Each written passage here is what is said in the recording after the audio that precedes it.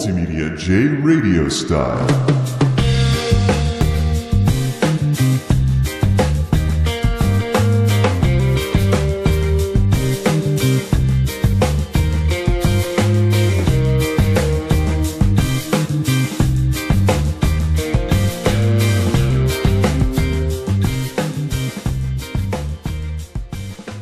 Well, here we are with another lazy Sunday. I do have some chores to do later today, but it's one of the few days where it'll probably be cool enough for me to record one of these audio commentaries, so I've decided to do precisely that before getting on with the more constructive stuff today. And I want to talk about the ongoing supply chain shenanigans with Polaris, Pascal, and the newest round of graphics cards hitting the markets, one misstep at a time. You want to talk about how important supply chains are. Look at what's going on with Team Red and Team Green. First and foremost, a quick update. The odds are I will probably stay on Team Green due to better software. This is due to things like Plays TV versus Nvidia Shadow Play. There's just no comparison in terms of how well those programs and their associated background services run as far as I'm concerned. So I'll probably end up with a 1070 if I can ever get one. Right now, the supply chain nonsense that's going on with Polaris and Pascal is completely and totally inexcusable.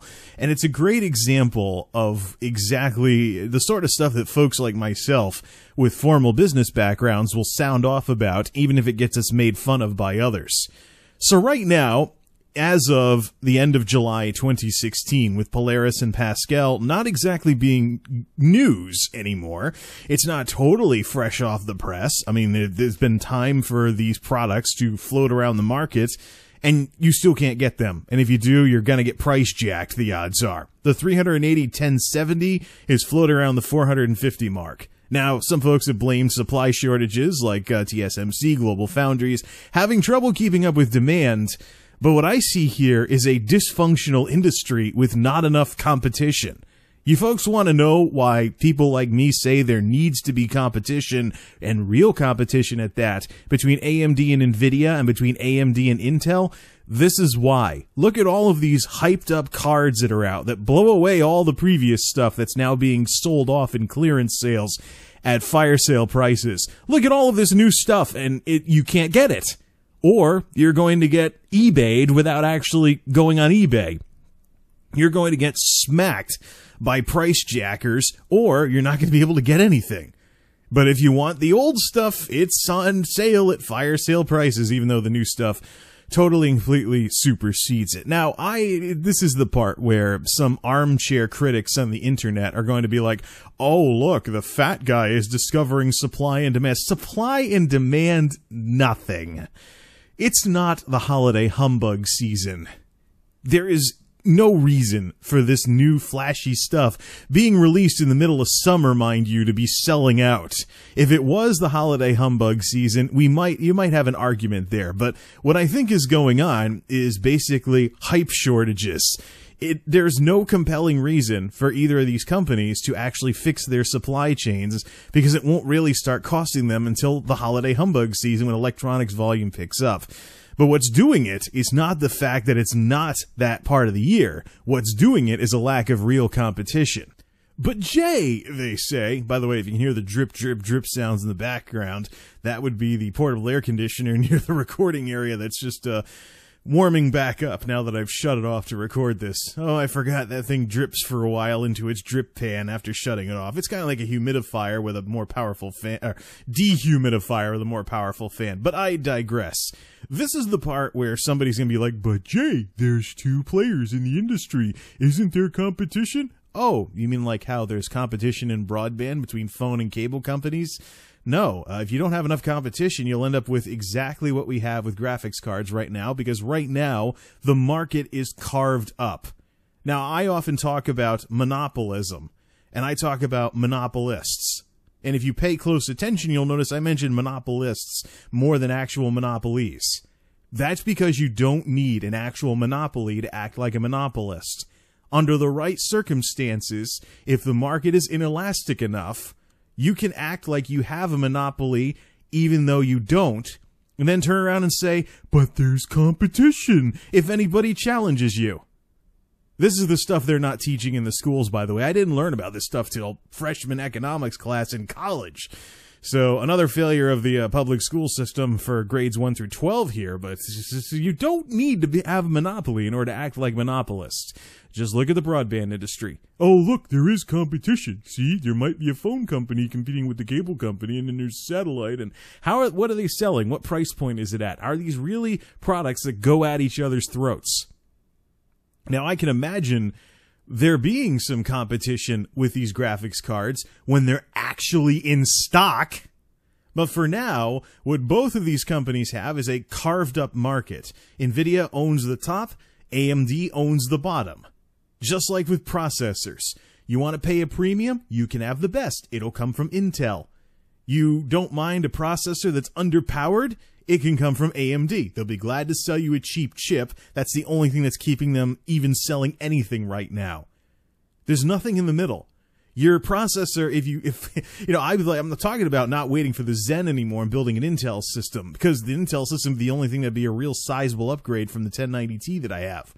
The FX series is, unless I get that horrible 95 series, it sucked 200 plus watts of power. But if you buy a processor, it's either going to be overpriced or underpowered. Mutually exclusive. That's what a lack of competition does to an otherwise healthy marketplace. And we're seeing this right now with graphics cards. Okay, you want the top-end stuff? Be prepared to get price jacked by Nvidia's partners, and not only because of the supply chain shenanigans, but also the Founders Edition. Nvidia tried to make a reference card look nice, which breaks the trend time and again over the time I've been involved with this stuff. The reference card was the starting point. But Nvidia is trying to get all premium style. Oh, look, it's the Founders Edition, even though it's a reference card. And you know what? In the name of having a GTX 10, people have been willing to pay the higher price for the reference card that's being rebranded and all jazzed up as the Founders Edition. So the partners notice this, and guess what they do to their prices, even though the MSRP is significantly lower. Now add in a hype shortage, high hype, low products, etc., etc., too much money chasing too few goods. It is kind of an inflation situation, but this is the thing here.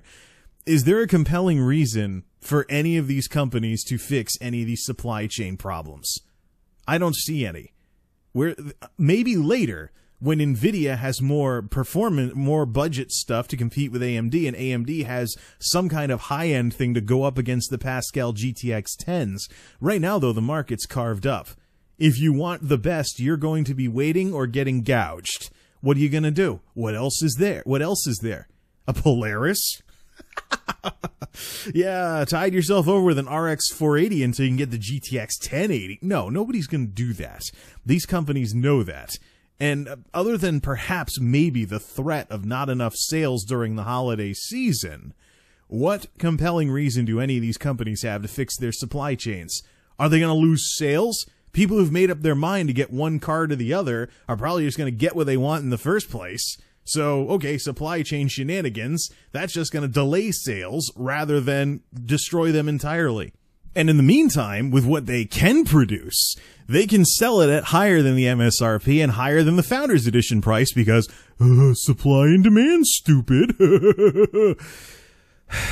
And no need to worry about cannibalization with the old cards being sold off at clearance sale prices, because this whole thing with the GTX 10s superseding the GTX 9s by leaps and bounds, the 1060 outdoing the 980, yeah, there is but one reason and one reason only to get a GTX 9, and that is that your graphics card blew out and you need something to get going again.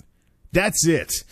And you're going to end up incrementally spending on that old card, which you would want to replace with a GTX 10 anyway, so incremental purchasing will own you either way, and the companies will make more money off of you. Whether you get an R9 or you get a GeForce 9 or GeForce GTX 9 series, whatever you get, you're going to incremental purchasing, you're going to get the new stuff anyway. So please tell me, anybody, if you can think of any compelling reason for any of these companies to fix their supply chain shenanigans, please.